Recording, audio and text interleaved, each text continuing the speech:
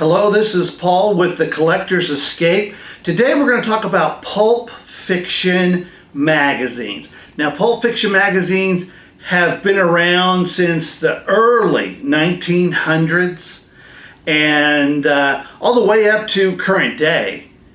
But they really had a giant force in American culture from the 1920s to about 1960.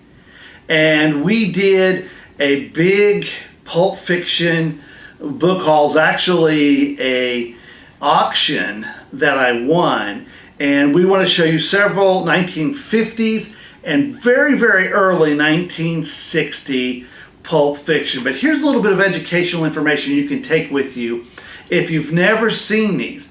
Now, most science fiction book lovers have read classic authors like L. Ron Hubbard, Ray Bradbury, Isaac Asimov, Lewis, others like that.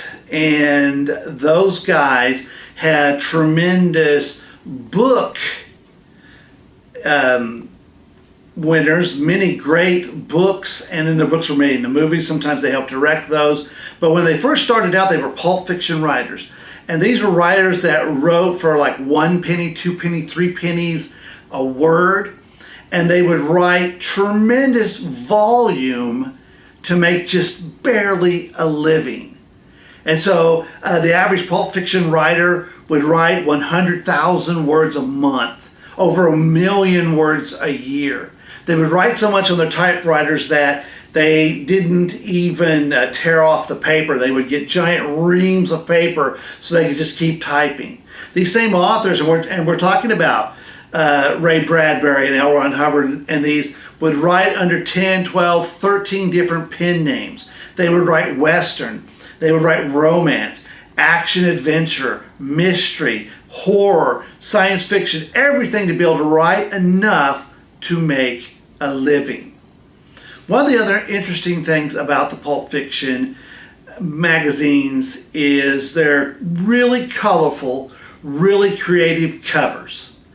And the colors that were put on the Pulp Fiction magazines had to be very, very bright because the paper itself was it was a pulp paper. It was very, very cheap. It allowed the magazines to be sold at very affordable rates, a dime, a nickel, 15 cents a quarter, where everybody could afford them.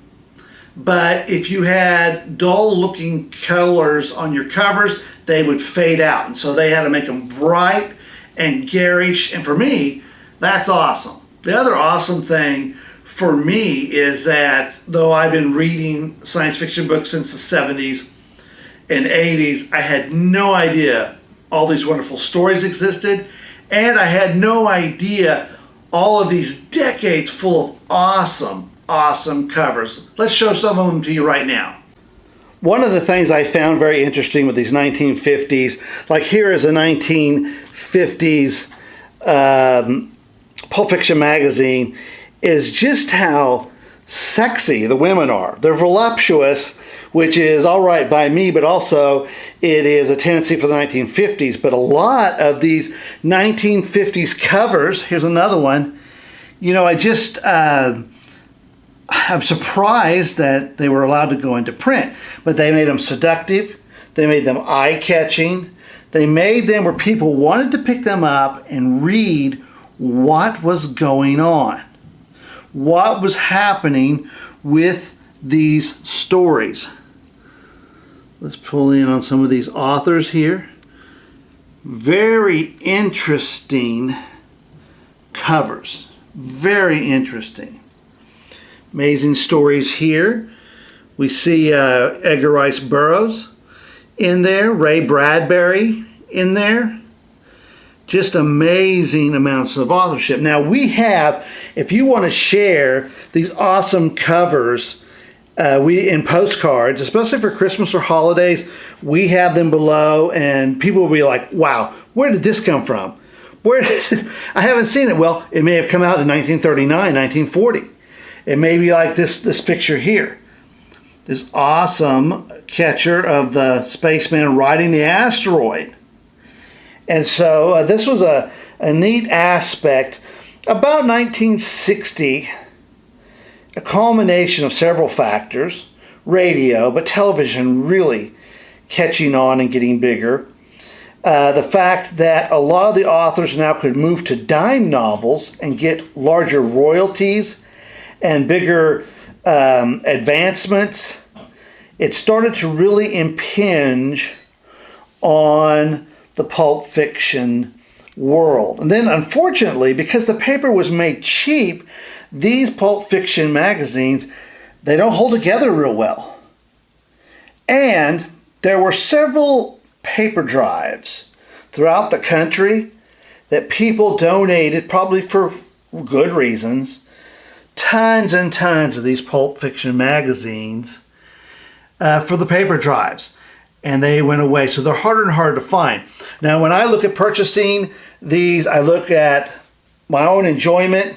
I want to read these, I want to absorb these, I want to save these and protect these, but they're also an investment.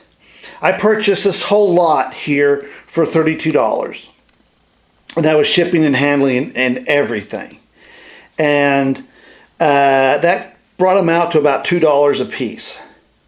And I know that the 50s volumes and the early 60s sell for between $10 and up to $35 or $40. So for an investment wise, I'd make more than my money if I wanted to go and sell these individually, but I don't. I want to save them. I want to have them for when it's time to pass on. I want to be able to share these with other people that enjoy the stories as much as I am. We'll protect these amazing pieces of history. And this is a 1957 version here. Just unbelievable. Well, thank you for sharing time and looking at these Pulp Fiction magazines. We're going to share many, many more. And we're going to save it. Our goal is to collect thousands of these, staying mostly from the 1920s to 1960, but we may roll up into a few 1960s. Well, I'm not going to go much higher than that because of room and space, time and money. But I would love for you to subscribe. Tell your friends about this channel. And thank you very much. Today's shirt should be an amazing shirt, but it's fantastic. One of my favorites here, the Medusa head. If you want to get this shirt to share with others from the magazine Fantastic, you can find it at the link below. This is Paul for Collector's Escape. Have a great day. We'll talk to you soon.